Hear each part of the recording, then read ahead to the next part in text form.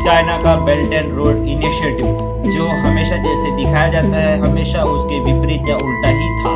तो देखिए जब 2013 में शी जिनपिंग आए तो उसके ही टेन्योर से ये चालू होता है कि बेल्ट एंड रोड इनिशिएटिव से चाइना का पर्सपेक्टिव पूरे वर्ल्ड वाइड में बढ़ाना है। और जब हम बात करें कि 90s 80 से 90s की तो वहां पर शासन था चाइना में डेंग जाओपिंग का, जिनका कहीं ना कहीं मोटो था कि hide your strength and abide your time. इसका मतलब होता है कि अपनी ताकत छुपाओ और अपना समय बिताओ। वही जब शी जिनपिंग आए तो उनका यहाँ पर ये मोटो था कि active proactively rather than reacting, मतलब रिएक्ट से ज्यादा आप उनको प्रोएक्टिव तरीके से अपना जोर दिखाओ तब जाके आपका कुछ हो सकता है। तो इतने जब दो अपोजिट लीडर चाइना में आए तो देखिए चाइना की तरक्की कहीं ना कहीं एक अपोजिट डायरेक्शन में होनी थी। तो जैसे ही यहाँ पर चाइना में इंडस्ट्रियलाइजेशन बढ़ा तो आज हम देख ही सकते हैं कि चाइना किस तरीके से उभर रहा है। उसके बाद देखिए चाइना का बेल्ट एंड रोड इनिशिएटिव 2013 से ही चालू हो गया है। उसके बाद आज 10 सालों से हो चुके हैं और कई सारे ऐसी न्यूज आ रही है कि जिसके रिगार्डिंग मैं आज आपको बताऊंगा कि ये चाइना का जो बेल्ट एंड रोड इनिशिएटिव है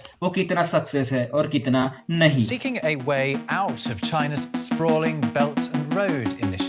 Versions of China's Belt and Road Initiative in Nepal. And the Belt and Road Initiative between Kenya and China has seen billions of dollars invested in a number of infrastructure projects in the country. The question is this: why is China unilaterally placing one project after another in Nepal under the BRI?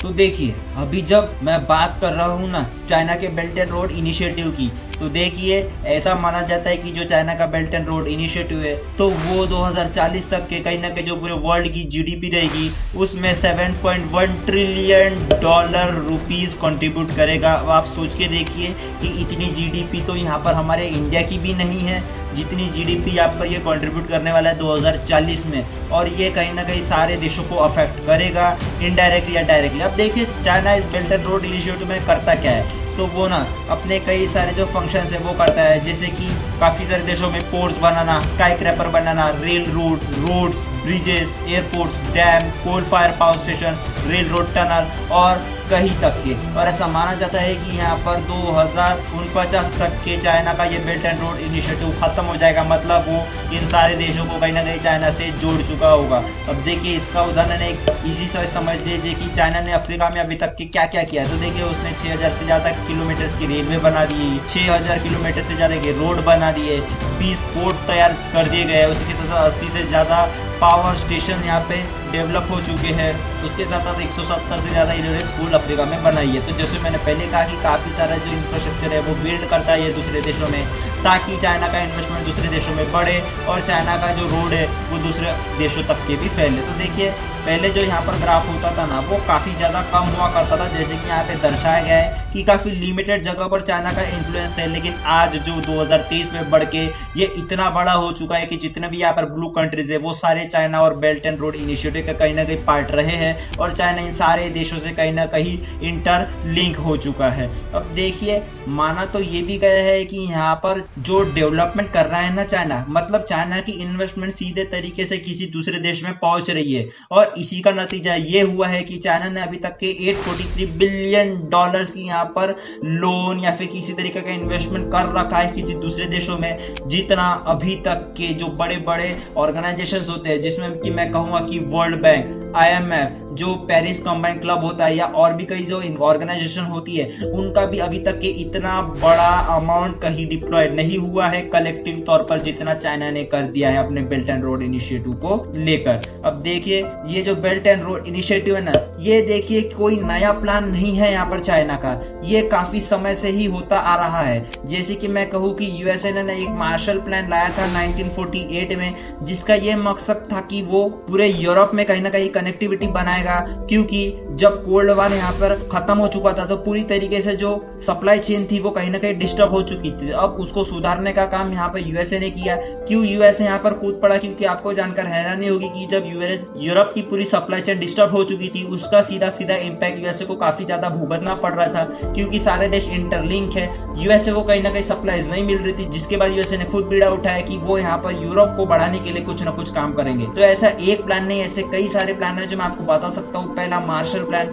दूसरा यहाँ पर जो अभी हाल ही में आया था कि लोबिटो plan, जिसमें अफ्रीका के अंगोला को तंजानिया से जोड़ने का काम किया गया था, जो यहाँ पर रिच मिनरल्स है उसको यहाँ पर ट्रांसपोर्ट करने का काम करेगी। उसके बाद इस ट्रांसपोर्ट को कहीं ना कहीं जो बाइडेन ने बढ़ावा दिया था कि हमारी इन्वेस्टमेंट यहाँ पे ट्रांस अफ्रीकन कॉरिडोर में जरूर से आएगी। और जो हम देख सकते हैं कि आ भी रहा है G20 मीटिंग में, ये India middle east Europe corridor IMEC के नाम से जिसे बुलाया जाता है, वो यहाँ पर यूएसए ने अपने सामने रखा कि वो चाइना का जो काउंटर है जो यहाँ पे मिडिल ईस्ट कंट्रीज में काफी बढ़ चुका है, चाहे वो सऊदी अरब हो, ईरान हो, इजराइल हो, इन सबको काउंटर करने के लिए यहाँ पर ये बनाया गया था। और इसके ऊपर हमने एक डिस्कशन भी किया था, मैं लिंक डिस्क्रिप्शन में जरूर पुट डाउन कर दूंगा, आप जाके देख सकते हो। तो इन सब से पता चलता है कि चाइना का जो बेल्ट एंड रोड इनिशिएटिव है ना, वो पूरे वर्ल्ड वाइड फैला हुआ है और इसकी इतनी जड़ें मजबूत हो रही है कि यहाँ पर यूएसए को चाइना को काउंटर करने के लिए जो उसने 1940s, 50s, 60s, 70s में किया था, आज वो फिर से रिपीट कर रहा है वही साइकिल चाइना को काउंटर करने के लिए।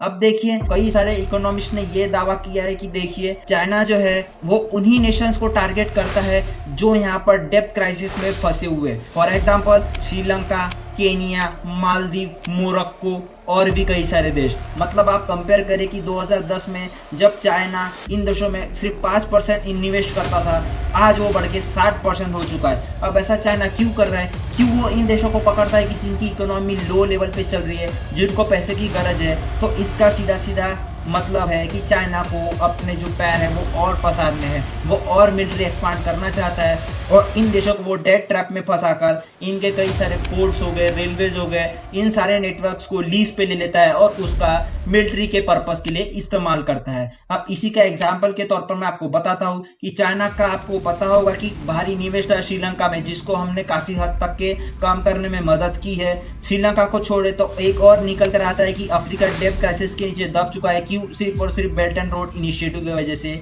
उसके बाद आता है कि पाकिस्तान CPEC को लेकर, जो एक बेल्ट एंड रोड इनिशिएटिव का ही सब पार्ट है, तो पाकिस्तान भी चाइना के डेब्ट ट्रैप में इतनी बुरी तरीके के फंस गया है कि उसने अपना ग्वादर पोर्ट चाइना को देना पड़ा। दूसरे देशन की बात करें, चाइना का क्यूबा पर $10 बिलियन से भी ज्यादा का कर्जा था, जिसके रिगार्डिंग ऐसे कई सारे न्यूज आर्टिकल मैं आपको दिखा सकता हूँ कि जो ये कहते हैं कि चाइना सारे इकोनॉमिक वीकर कंट्रीज को टारगेट करता है ताकि वो उनको बुरी तरीके से ह्यूमिलेट कर पाए। अब ह्यूमिलेट किस तरीके से कर पाए? तो देखिए, जैसे मैंने बताया था कि चाइना का $10 बिलियन का कर्जा है क्यूबा पे, तो चाइना ने क्या किया, एक सीक्रेट मिलिट्री बेस बना दिया क्यूबा में, जिसके ऊपर काफी सारे आर्टिकल्स भी पब्लिश हुए हैं जो ये बताता है कि क्यूबा डेब्ट ट्रैप में फंसकर चाइना को एग्री हो गया कि वो एक मिलिट्री बेस बना सकता है। उसके बाद श्रीलंका का हम्बनटोटा पोर्ट 100 सालों के लिए यहाँ पर लीज पे चले गया है चाइना के पास। उसी के साथ साथ पाकिस्तान का Gwadar port as always China के पास चले गया और केनिया के असेट यहाँ पर बिल्कुल फ्रीज कर दिए गए हैं चाइना के द्वारा। क्यों? क्योंकि केनिया ने चाइना को अपना लोन रीपेमेंट नहीं किया है। तो इस प्रकार से कुछ यहाँ पर चाइना जो है ये डेट ट्रैप पॉलिसी खेलता है। उसी के साथ साथ मैं आपको ये भी बता दूं कि जिस प्रकार से यहाँ पर तेजी से राइज हुआ है ना चाइना के बेल्ट एंड रोड इनिशिएटिव का 2013 से, उतने ही जल्दी इसका फॉल भी हमें देखने को मिल रहा है। क्यों? क्योंकि ये इतना ज़्यादा करप्शन और इतना ज़्यादा फेल प्रोजेक्ट से घिरा हुआ है कि जिसकी हम तुलना भी नहीं कर सकते।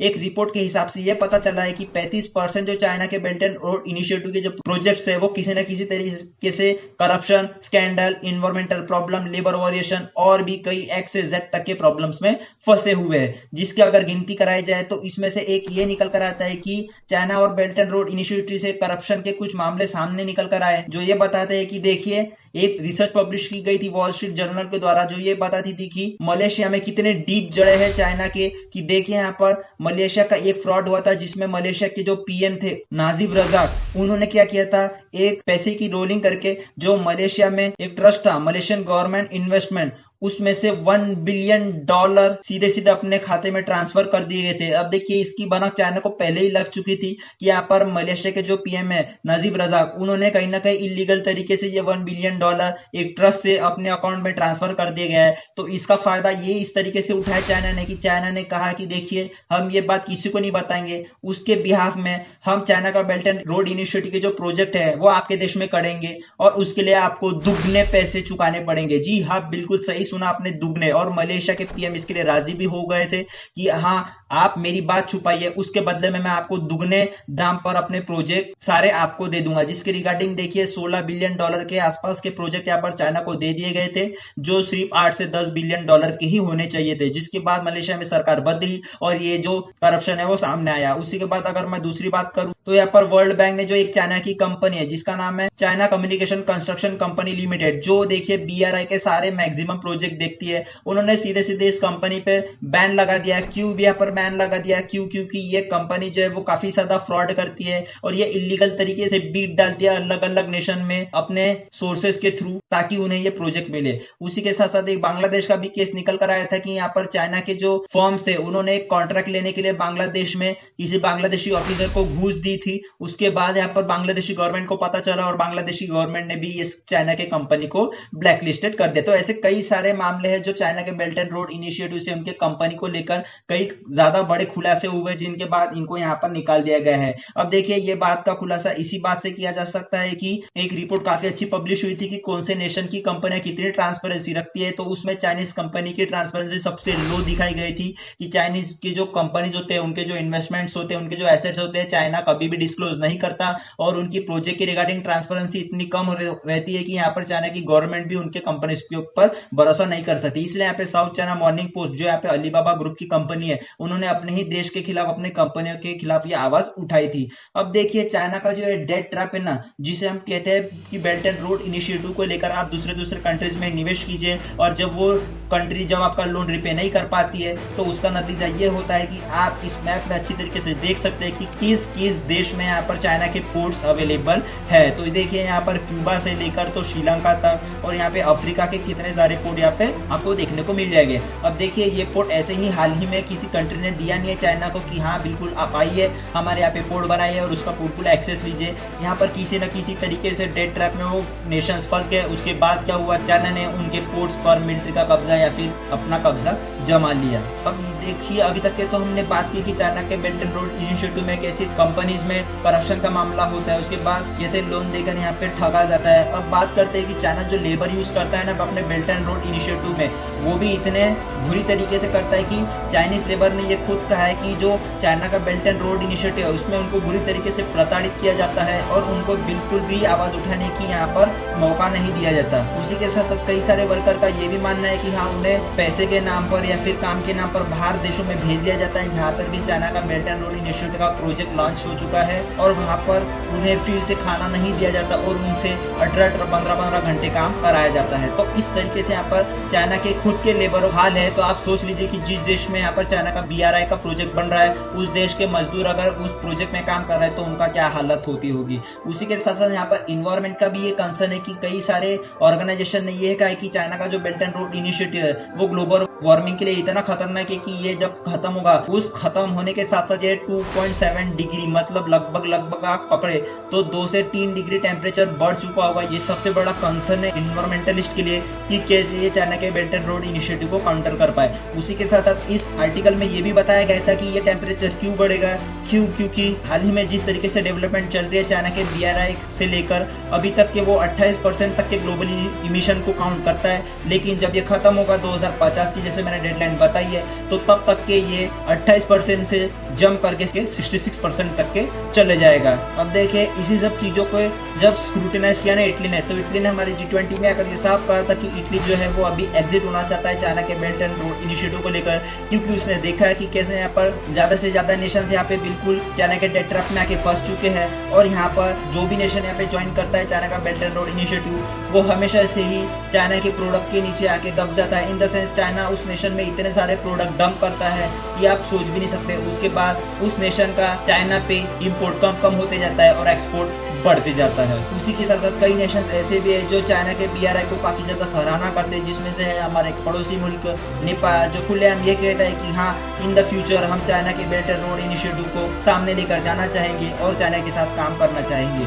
अब देखिए इन सब चीजों को लेकर आपको मैं एक शॉकिंग ग्राफ बताता हूँ। ये ग्राफ अच्छे से बताता है कि जब से 2013 में ये बेल्ट एंड रोड इनिशिएटिव चालू किया है तो 2013 के बाद 14, 15, 16, 17, 18 और कई सालों तक की इसकी जो ग्रोथ थी वो काफी अच्छी दर्ज की गई थी, जो एक एक्सपांशन था सारे नेशंस के लिए। उसके बाद देखिए 2020, 21, 22, 23 के बाद इसकी ग्रोथ अभी स्टैग्नेंट हो चुकी है, जो ये दर्शाता है कि चाइना का बेल्ट एंड रोड इनिशिएटिव आगे आने वाले समय में निचले से निचले स्तर पर पहुंच जाएगा। और देखिए जैसे मैंने बात किया था कि चाइना का belt and road initiative China के लिए तो फायदेमंद है ही, लेकिन एक रिपोर्ट में ये भी बताया गया है कि चाइना के बाद अगर कोई जो सबसे ज्यादा बड़ा नेशन होगा जो फायदे में होगा चाइना के BRI से, वो होगा यूनाइटेड स्टेट। ऐसा माना जाता है कि 2040 में जब यूएसए की इकोनॉमी होगी उसमें 1.4% चाइना की तरफ से आया होगा। क्यों? क्योंकि देखिए चाइना जिस तरीके से मैसिव डेवलपमेंट कर रहा है उसमें से चाइना को तो फायदा होगा ही, लेकिन ऐसे भी कुछ रूट निकलेंगे जो यूएसए की इकोनॉमी को भी अच्छे से फायदा पहुंचाएंगे। क्योंकि आपको पता होगा कि सारे जो नेशन है वो एक में से कनेक्टेड है, और जब चाइना के प्रोडक्ट सारे नेशन में पहुंचेंगे